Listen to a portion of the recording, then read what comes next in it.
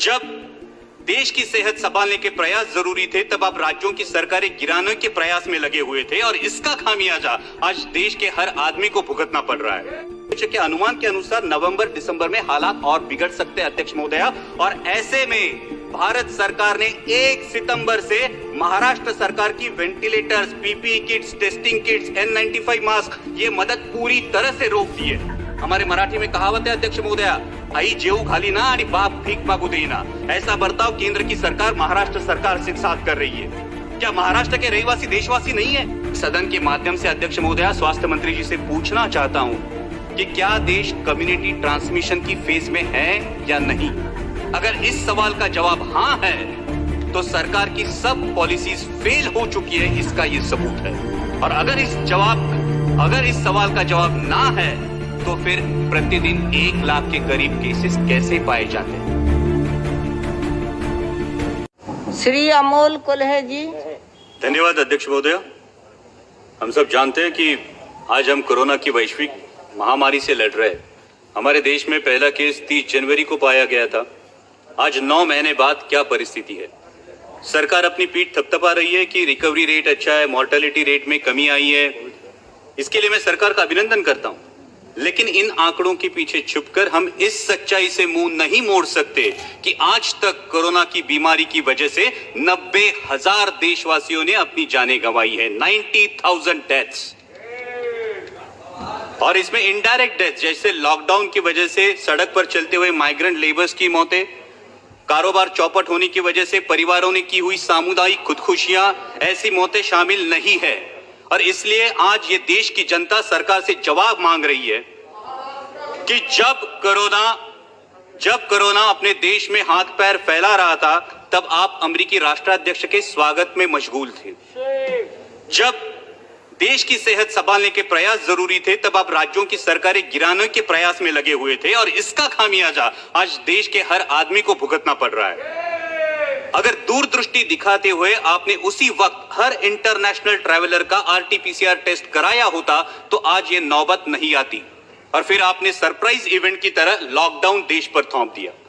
Lockdown लगाते वक्त ये नहीं सोचा कि इसे फेज्ड आउट मैनर में भी लॉकडाउन किया जा सकता है। ये नहीं सोचा कि मार्च के महीने में कोरोना का स्प्रेड सिर्फ शहरी इलाकों में था, ग्रामीण इलाकों में नहीं, और न ही आपने लोगों को तैयारी करने का अवसर दिया। थोप दिया देशव्यापी लॉकडाउन। परिणाम स्वरूप किसानों के हाथ से फसल चली गई, कईयों की रोजी रोटी चली गई, माइग्रेंट लेबर्स को सैकड़ों किलोमीटर पैदल चलना पड़ा, लोगों ने बच्चों को बिस्कुट खिलाकर, पानी पिलाकर सुला दिया, लेकिन आप पर विश्वास रखकर उन्होंने उफ तक नहीं की। फिर आपने कहा तालियां बजाओ, हमने तालियां बजाई, थालियां पीटी, घंटानाद किया, शंख ध्वनि किए, दिए भी जलाए, हमने सब किया, आप पर विश्वास रखकर किया। और विश्वास ये था कि सरकार पूरी जिम्मेदारी से कोरोना की रोकथाम करेगी।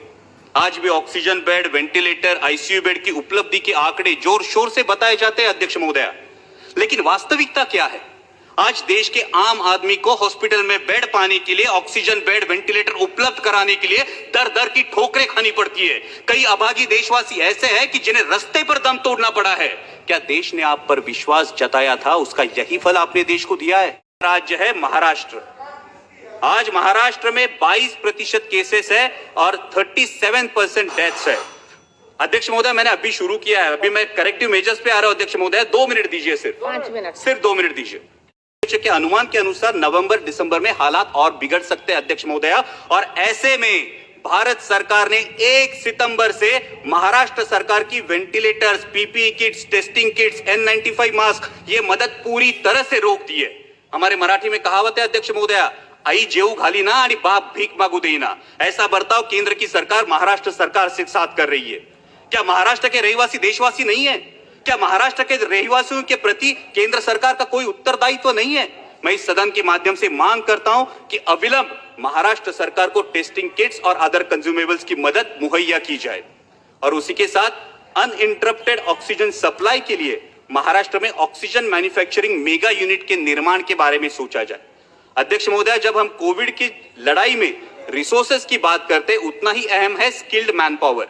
जैसे कि आरोग्य मंत्री, मैडम ये बहुत अहम मुद्दा है, देश के लिए बहुत अहम मुद्दा है कि जैसा कि आरोग्य मंत्री जी ने बताया, कोरोना का वैक्सीन आने में कुछ समय लगेगा, मालूम, तो इसके लिए हमें सिर्फ 2 मुद्दे, इसके लिए हमें स्किल मैन पावर की जरूरत पड़ने वाली है और इसीलिए जो नेशनल हेल्थ मिशन के रेट्स है उन रेट्स में आसानी से स्किल मैन पावर उपलब्ध नहीं हो सकती, इसलिए नेशनल हेल्थ मिशन के रेट्स को रिवाइज किया जाए ताकि और ज्यादा स्किल मैन पावर इस कोरोना की लड़ाई में इन्फ्यूज की जा सके और उसी के साथ बहुत बहुत धन्यवाद एमसीआई के माध्यम से सदन के माध्यम से अध्यक्ष महोदया स्वास्थ्य मंत्री जी से पूछना चाहता हूं कि क्या देश कम्युनिटी ट्रांसमिशन की फेज में है या नहीं।